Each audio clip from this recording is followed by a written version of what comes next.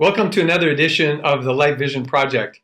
Today, I'm really happy to be hosting Dr. Cathy Wendland-Colby, a chiropractor since 1999, practicing in Woodstock, Georgia with her husband Norm, a member of the board of the League of Chiropractic Women, also a board member of the Georgia Chiropractic Council, extremely involved with Life University, teaching the business classes to our students, speaking internationally. A woman who created a great website that's got millions of views on YouTube called Educated Pregnancy to help mothers understand pregnancy and child rearing, etc. Welcome, Cathy. It's great to host you on the Life Vision Project today. Thank you so much, Jill. It's great to be here. As I mentioned earlier, the topic of our conversation is mostly going to revolve around how to raise the healthiest kids, what I call how to raise the healthiest kids, 1.0. You've been involved in helping children, mothers, and families discover and maintain optimum health for now since 1999. And I'd love for you to share with our audience, your motivation. What inspires you to take on such a huge task of impacting the health of your entire community? Wow, that goes back so far. And to be honest with you, it takes me back even to before I was a chiropractor. I was an aerobics instructor. I started off as a personal trainer before anybody knew what personal training was. And that was back in 1985. But the name wasn't even invented yet. I was just a strength coach. And then by 1988, I became an aerobics instructor. And it seems like just a fun little job that I had. But the moment that impacted me and changed the course of my life was I had gone away on vacation for 2 weeks. And I came back and I had a Friday afternoon class during the summertime on Long Island. And if you can imagine, on Long Island on a Friday afternoon in the summertime, everybody's heading out to the beach, they're heading out to the Hamptons. But I'd been gone for 2 weeks and I walked in the room and there were about 100 people waiting for me to get back from vacation, and they were standing and they were clapping.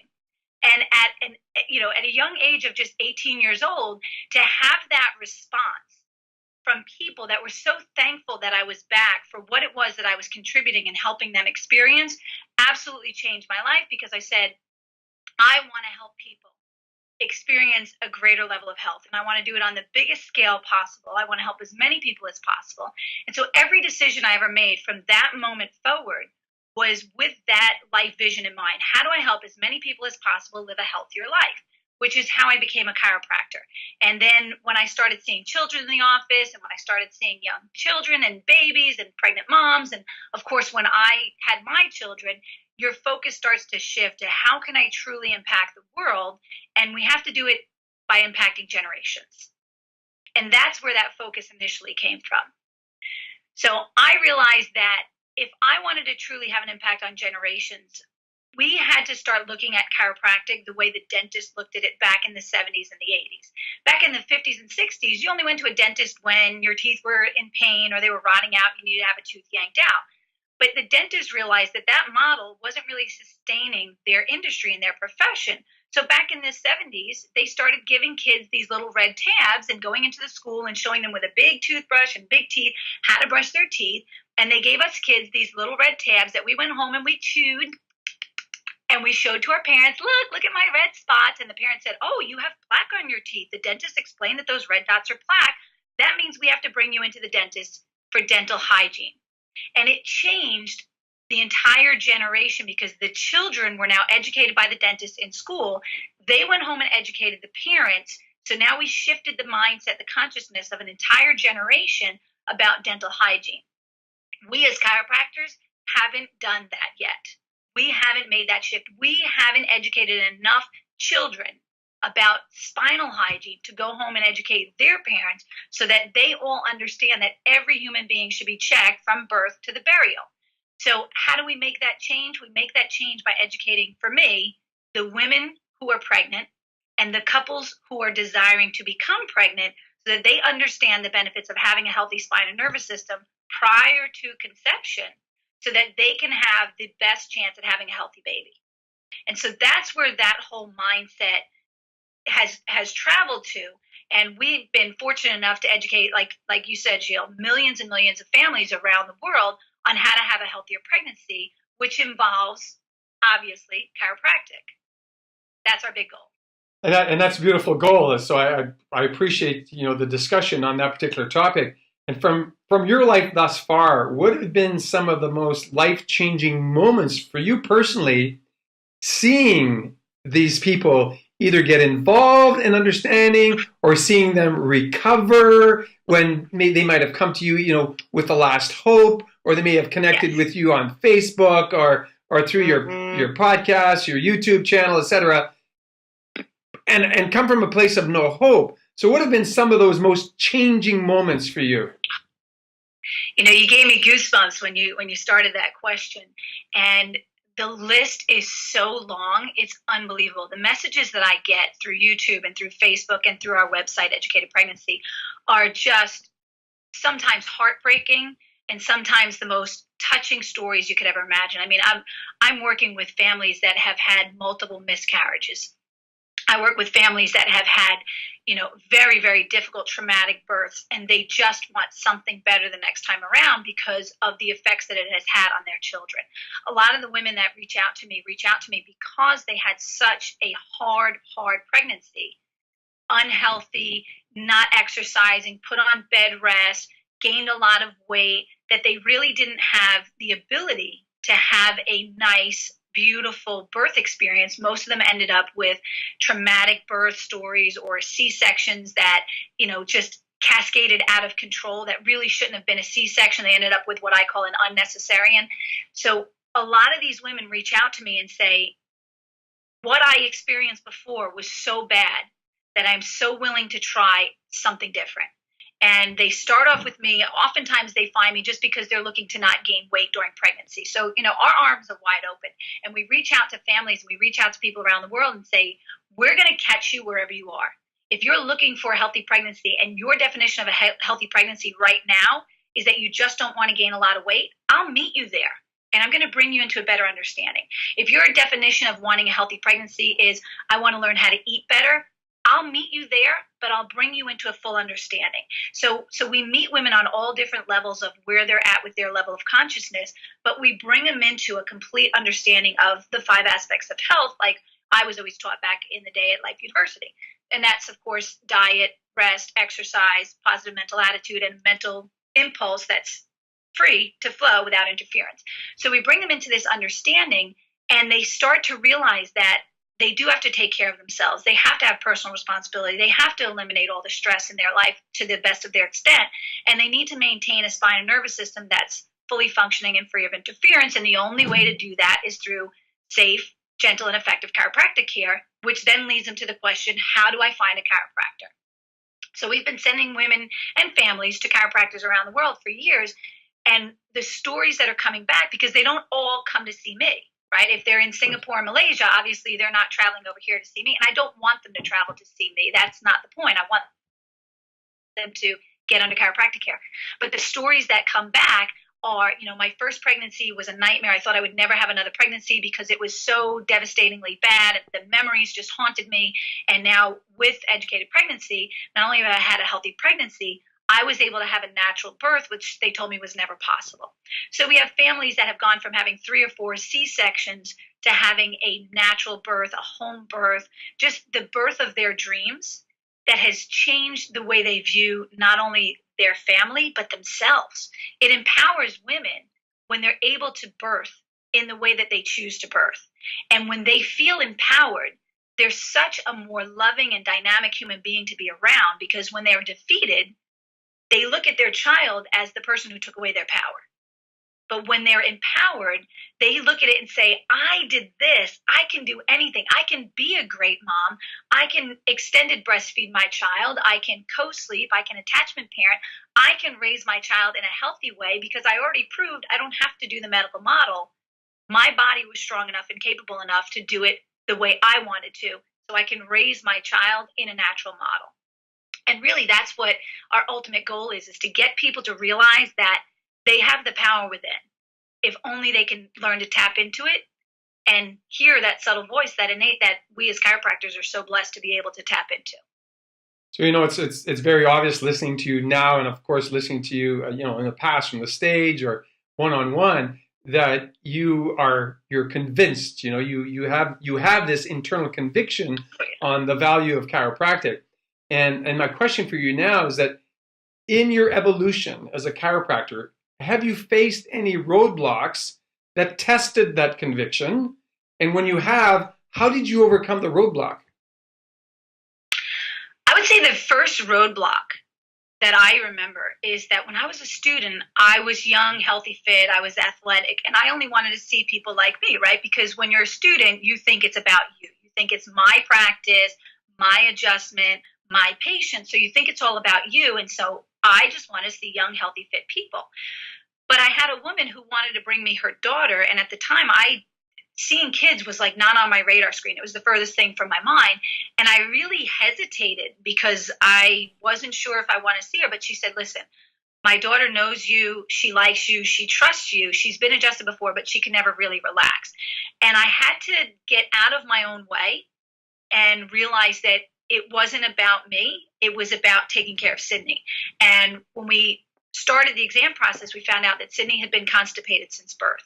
And at 8 years old, she now knew when her mom was coming with the enema, so she would run in her room, lock the door, and hide in the closet. I mean, that's no way for an 8-year-old to live, let alone her brother, let alone the parents who, they couldn't have a date night out because they never knew when Sydney was going to have an accident. So we go through the exam process. I get her adjusted, and I had just learned a new technique, and I was a student, and I wasn't 100% confident in it, but I used the technique, and Sydney got up off the table, ran out of the room, and I'm standing there looking at her mom thinking I just majorly screwed up. And the mom called me, we kind of ended it like, okay, well, we'll talk tonight and we'll see her tomorrow. The mom called me that night to say the reason Sydney ran out of the room is because for the first time in her life, she felt the urge to have a bowel movement. And so that, for me, was life-changing because I said, not only did that just change Sydney's life, it changed mom and dad's life. It changed her brother's life. Now she could go have sleepovers with her friends. So my stumbling block at that point in time was that I thought it was all about me. And I thought it was about who I wanted to take care of. And I thought it was about just healthy people were the only people that deserved my care. And so that was a major awakening for me that said, if anybody has a spine and a nervous system, which we all do, they all deserve care. And who am I to pick and choose who gets the care? Everybody deserves care. Everybody needs care. We just have to figure out how to deliver it to them. So in that situation, I realized that I needed to adjust the children, and I needed to adjust the parents, and I needed to adjust people who weren't necessarily in great shape because I needed to be able to get out of my own way and deliver the care that I've been blessed to learn how to deliver so that everybody can have access to this care. Now, I personally, for me, had my foundation checked. I won't say rocked, but I had it checked when I was pregnant with my son, Anthony, which a lot of people that know me know my children, right? Because they're just such beautiful, dynamic, wonderful expressions of innate intelligence. And Antonio was 42 and a half weeks in utero, and I had a midwife. I didn't have any OBs or anything else. I just had a midwife. I didn't go that medical route like most people. And at 42 and a half weeks, I got a phone call from an OB who I'd never met, who was overseeing my midwife, and called to say, you have to go in, you have to get induced because you don't understand. Your placenta is running out of time. Your body, as much as you think you're healthy and you think you understand, a placenta has a limited time. And my educated brain knew he was wrong. My innate knew he was wrong. But they pulled on every heartstring they could possibly pull on, which is what they do to women around the world. Your baby's going to die. You're going to die. There's going to be complications. They might not have enough oxygen during the birth process. I mean, he pulled on every one of those heartstrings that you could imagine that most women go through, which is the reason why most women run to the hospital out of fear. He pulled on all those heartstrings. And there I was standing in a parking lot with my husband on my cell phone, having this conversation with someone I'd never met before who was doing his absolute best to convince me against my understanding, my knowledge, my beliefs, and my intelligence, my innate intelligence. He was trying to challenge that to say, your body's not capable. Your body's not smart enough. The clock says your time is up and you have to come in. And I remember standing in that parking lot on that foundation, knowing that my foundation was right, but having somebody push me, push me in so many different directions, to the point where I finally said, no, no, my body is intelligent. My baby's body is intelligent. And when my baby is ready, my baby will come out. And we went, that was about 42, maybe in 2 days. And we went about 42 in 3 or 4 days. And my son was born, perfect, natural, healthy birth. And he's a beautiful, perfect expression of innate.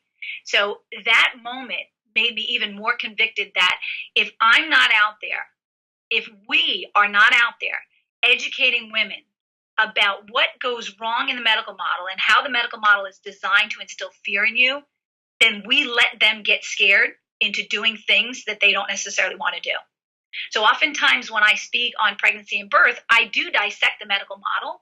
And it's not because I'm bashing it.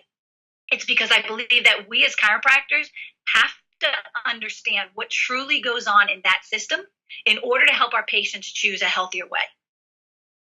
So, you talk about having your foundation challenged, what did you tap into to maintain that strength of conviction and not fall to those heartstring pulls and just the pressure that was being driven into you by that physician? Dr. Sid. I tapped into Dr. Sid because most people don't know this, but my husband and I, for 2.5 years, were getting everybody around us pregnant in the office except for us. And we were in Dr. Sid's presence, and he did one of his affirmations. And I went up to the hotel room, and 100 times that night, I changed his affirmation to suit me. And then I did it again in the morning, in the afternoon, and I did it every day, 100 times every morning, afternoon, night.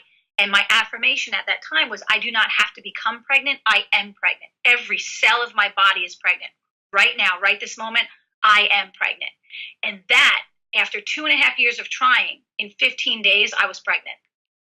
So at that moment, I tapped into Dr. Sid. I do not have to do this. My body is intelligent. My body is smart. Every cell of my being is brilliant and intelligent. My baby's body is smart. And I just tapped into that conviction, that confidence, that speaking with authority to myself that I think so many of us forget to do. We speak with authority to our patients, but how many of us actually speak with authority to ourselves and actually walk the walk that we're talking? Are we truly living in congruency with what we tell our patients to do and what we profess in comparison to what we actually do? And so in that moment, when I could have had my foundation rocked if I wasn't solid enough, I let it shake me just a little bit, and it shook me up enough to say, I am capable. I am smart. My body is strong. I can do this, and I will do this.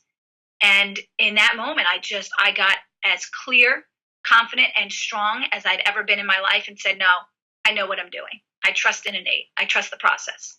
So beyond the challenging times, how have affirmations continued to fuel your life vision, your professional life vision, your mother life vision, your wife life vision, just your professional and personal life vision? How do affirmations shape them, and how do you utilize them, and how regular are you with them?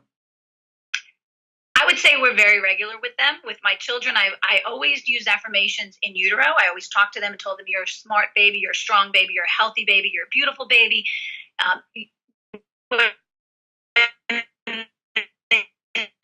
time comes, put your feet up, your head, and nurse them all night long and whisper affirmations into them. And I would tell them, you're smart, you're strong, I am capable, I am smart, I'm healthy, I'm strong, I am successful, I'm loved, and I'm loving. And so when we're in the truck now with my children, we go through the alphabet. And it's different every time, but it's, I am amazing, I am brilliant, I'm chiropractic, right? And we go through, but C is always for chiropractic. W is usually for well-adjusted. But we go through those affirmations, and it's just part of how they're being raised and part of who they are. And so I do the same thing with our patients, because we do have a lot of patients. Everybody thinks that I'm the pregnancy whisperer, right? I'm the womb whisperer. I'm not just that. Like, my practice is a family practice. And we do have a lot of kids running around, and we have a lot of pregnant women, but that's not my sole focus. My focus is raising healthy families, period, the natural way. So we have different ages and different demographics that come in, but it's always about sharing positive affirmations with them in addition to the adjusting. When I'm adjusting a newborn baby, I'm in their ear telling them how brilliant and smart they are. Baby, I'm going to release the innate intelligence that was locked up under this atlas so that your body can continue to grow and develop perfectly, just like it was designed. So I have these little quiet conversations in these babies' ears while I'm adjusting them, because why not put positive information in? You know, the rest of the world is trying to put garbage into our heads and our children's heads. So I'm always trying to put positive information in. I mean, for my children, we don't pass, and we don't even say the word, we don't pass that M restaurant without going, ew, gross, there's an M, ew, gross, there's a McDonald's. You said the bad word, right? And my children know that that's where sick people go before they go to the hospital. Because we figure, why not educate them the right way? We don't ever eat in those kind of places because it's not food, it's garbage and chemicals, and it will make you sick. So everything that we do is about empowering the people that we have the opportunity to touch. So whether it's the students that I work with at Life University, or that I've had the pleasure to speak with at the other universities around the country, or if it's the patients that come in here, or the student interns that spend 6 months in our office, our job is to make sure that we're giving the best possible message to everyone that we meet so that they can make the right decision for themselves and their families. I'll tell you, you just shared like some pearls of wisdom there that would be so easily implemented into everyone who's listening into their lives, because speaking the positive truth to yourself and to others while you're adjusting them has such huge value. And I know that in my practice, I learned something similar from my mentor, is that I would visualize exactly what I was expecting from the adjustment and the impact that it would actually have on that individual's body. And that's what I would talk to myself. Now, I didn't have that conversation with you describing, let's say, with the baby, but I would have it internally and therefore innately connect with that human being that particular way. So it's really fun to have you share that and the power of that. Right. And it's powerful. You know, it goes back to the you're better now, right? Stand up, tell me how much better that feels. Stand up, tell me how much better, you know, how much more energy you have, or stand up and just see how good you feel right now. And while my practice is not about feeling, it's about function, how, you know, your body healing. We understand that most of the public is still stuck in that symptom-based mode. That's where they are. So we have to address that every now and then. And it comes down to communication. You know, you can be, or you can think that you're the best communicator, but God gave you one mouth and 2 ears for a reason. And we need to use these twice as much as we use this. Unfortunately, most of us spend all day talking at people and never really listen to what our patients have to say or what it is they really need from us. I always tell the story about one of our families, the Smith family, greatest family, been coming in for years and years and years. Both of their children are swimmers. The son just went away to college on a swimming scholarship, and they come in to get adjusted. And we had him in the office one day, and a new family came in, and we said, "Oh, should you guys get adjusted on a regular basis?" And they looked at us and said, "Because you tell us to come in?"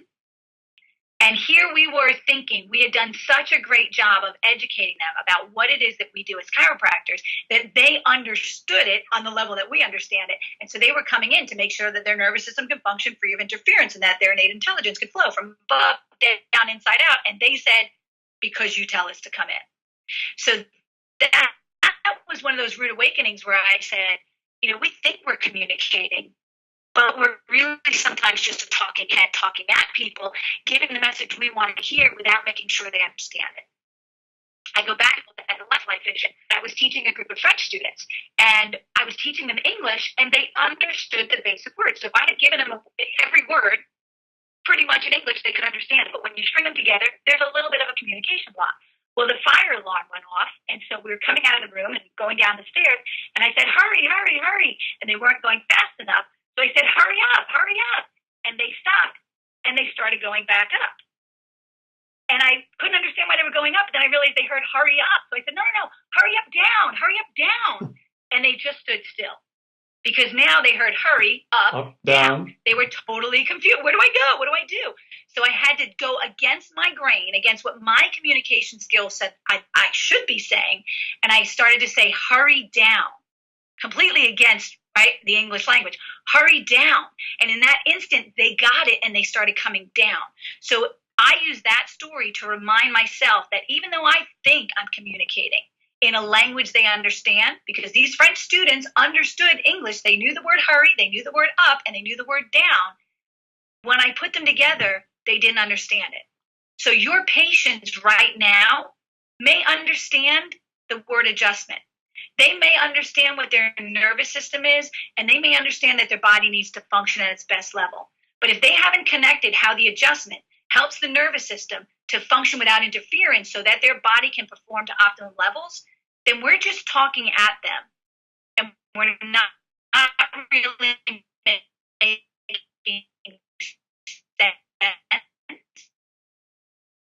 which is that walks in the door. We have to get better at communicating. And that's really the ultimate message, isn't it? That we want chiropractors to teach their population. You know, chiropractic is really, without going into the way BJ described it, you know, about connecting man the physical with man the spiritual, that will throw people off somehow, right? Or connecting man the spiritual with man the physical. But if we simply say the goal of chiropractic is to make sure that you're subluxation free so that your brain can communicate with your body, your nervous system functions without interference, and therefore you get to live a healthy life. It's that simple, isn't it? Right. Right. And if we could collectively deliver that message, and maybe some of us need to learn how to deliver that message, but if we could collectively deliver that message more consistently, more frequently, imagine how that would change just the files that are sitting up in your attic of the patients who came in but never came back. What about the people who come in and use you as an aspirin or a Band-Aid? They only come in when something hurts. If we started having that conversation with them, that I understand you're coming in today because you have symptoms, but your symptoms are just an expression of the body's right now chaos, right? Your body's just not functioning at its best level right now. What if we take care of the symptoms by getting your body in alignment and then start to allow your body to function at a better level so that you don't experience those symptoms again, but you start to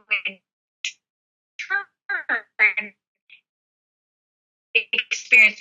That's the art of communication that I like to speak about, because until we truly learn how to speak in a method that people, number one, will listen to, number two, will understand, and number three, will resonate with, accept, and start to incorporate into their lifetime and their lifestyle, then we're not really impacting the world on the level that we truly can. We have to improve our communication skills. It starts with us.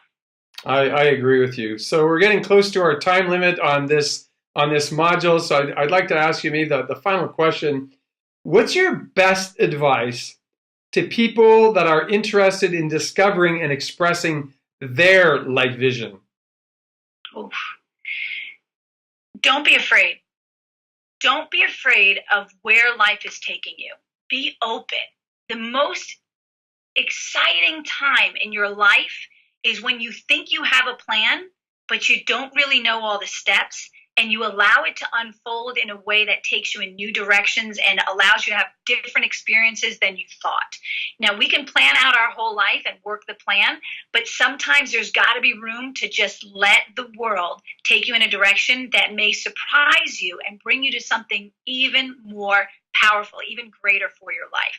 So when you're looking at how to create a life, a practice, relationships that you love, be open to the fact that the universe will reward those who work hard with more work, right? More challenges, more opportunities to impact yourself, your loved ones, your family, and your community. So be open to whatever the world has to offer you. Don't get yourself stuck in a little box and this is how I'm going to practice, and this is what I'm going to do, and this is where I'm going to go, and this is what I'm going to charge, and this is what I'm going to see, because then you shut out all the opportunities that the world has to offer.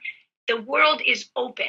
You can go anywhere, do anything, be anyone, and impact as many people as you choose to impact if you are open to what the world has for you. It's about having a big vision. And one of the places where you can be open is coming to Life Vision, because we're talking about, what would happen if 1,000 or more chiropractors got together and worked together. I mean, the possibilities truly are endless, aren't they? And that's really what the Life Vision Project is all about. That's really what Life Vision Seminar is all about. And thank you for sharing your thoughts, your wisdoms, your insights with our audience today.